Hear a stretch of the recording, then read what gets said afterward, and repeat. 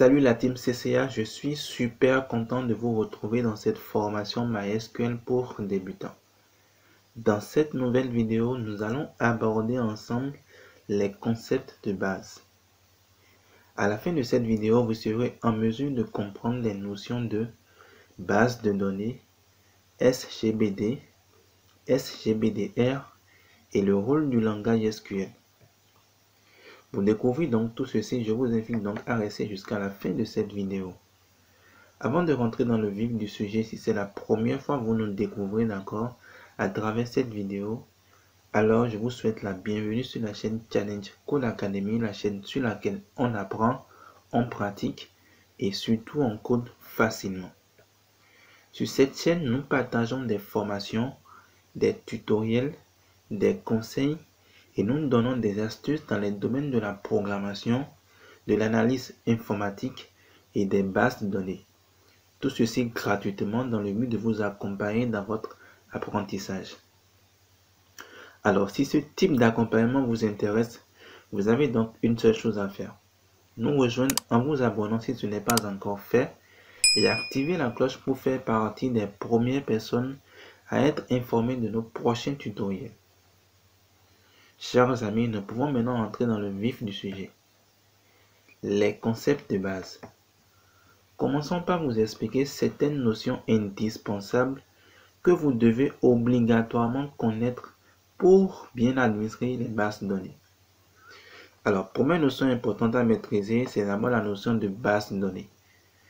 Alors, pour faire simple, une base de données informatique est un ensemble de données organisées, structurées, qui sont stockées sur un support informatique afin de pouvoir consulter ou modifier leur contenu facilement. Je vous donne des exemples. Alors, on va prendre l'exemple par exemple d'une application de gestion d'une boutique de vente de produits alimentaires. Et donc, pour stocker les données, d'accord, enregistrées au niveau de cette application, nous pouvons utiliser une base de données MySQL. Et donc, comme données à stocker, je peux parler par exemple des catégories de produits vendus dans la boutique. D'accord? Les produits que vend la boutique, comme étant en entrant par exemple la référence, la désignation, le prix, la quantité en stock de chaque produit, pour ne citer que cela par exemple.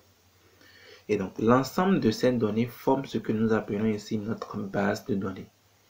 Et c'est la même chose également pour les sites web qui peuvent aussi utiliser des bases de données MySQL. Alors, mais par contre, pour administrer ces bases de données, vous devez être en mesure de gérer et d'interagir avec ces bases de données à partir des requêtes. Et tout ceci est faisable bien sûr à partir d'un système adéquat et d'un langage pour transmettre les instructions à la base de données par le biais du dit système. Ce système est appelé SGBD, Système de gestion des bases de données.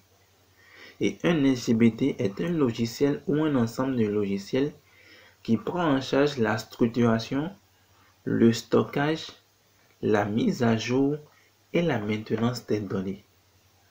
En d'autres termes, il représente l'interface entre la base de données et les utilisateurs ou leurs programmes. Alors, vous convenez donc avec moi qu'il est très important, d'accord, de comprendre comment ce système fonctionne. Notons qu'il existe quand même plusieurs SGBD, d'accord, notamment on peut citer Microsoft Office Access, on a Oracle, on a PostgreSQL, on a SQLite, on a MySQL et on a également bien d'autres encore. Dans cette formation, nous allons étudier le SGBD MySQL.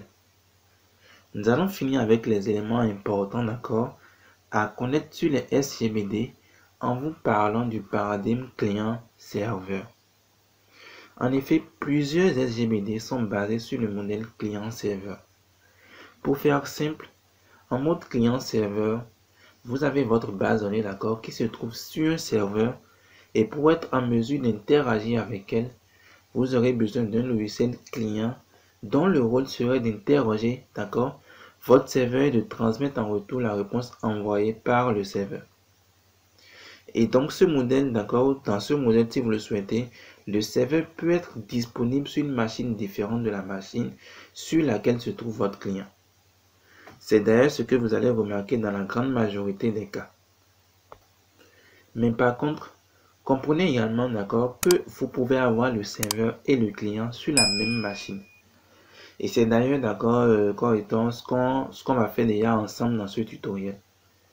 Pour que le client puisse communiquer efficacement avec le serveur, nous allons utiliser un langage informatique qui va nous permettre de notifier, d'accord, au client les requêtes qu'on souhaite effectuer.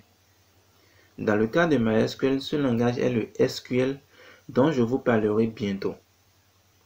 Nous avons donc tous compris que MySQL est un SGBD, mais la précision qu'il faut que vous ayez est que MySQL est un SGBD qui implémente la théorie relationnelle. Alors, on dirait donc que, MySQL est donc un SGBD-R. Le R pour signifier relationnel. Vous vous demandez certainement ce que je mets dans la théorie relationnelle. Alors, je vais vous expliquer de façon très simple. Dans un SGBD-R, d'accord, les données sont contenues dans des relations qui sont représentées sous forme de table.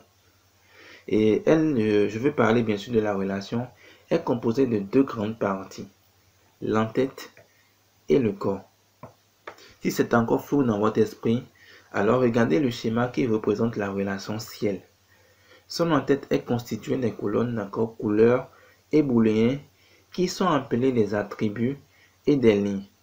Notamment au niveau des lignes, vous avez bleu oui, blanc non, sombre oui, qui sont appelés tupes ou enregistrements. Et plusieurs opérations peuvent être appliquées à des relations.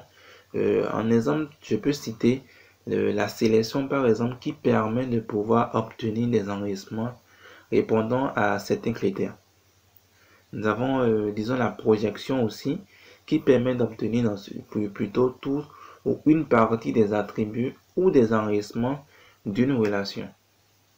L'union, l'interception, la jointure, la différence, pour ne citer que celle-là. Et donc, tout au long de ce tutoriel, nous allons revenir plus en détail et de façon pratique sur les différentes opérations d'accord qu'on peut appliquer à des relations. Pour terminer avec les concepts de base, nous avons tous compris qu'avec MySQL, nous devons utiliser le langage SQL. SQL qui est un langage informatique, d'accord, qui va nous permettre d'interagir avec les bases de données relationnelles. Il est assez connu dans le domaine des bases de données et c'est ce langage que nous allons utiliser pour notifier au client MySQL que les opérations effectuées sur la base de données, d'accord, qui doivent être stockées sur le serveur MySQL. Alors, voici les amis les grandes notions importantes, d'accord, que je pense que vous devez connaître, d'accord, en termes de concept de base. Dans la prochaine vidéo, nous irons tous ensemble à la découverte de MySQL. Portez-vous donc très bien et ma team, on va se dire à très bientôt.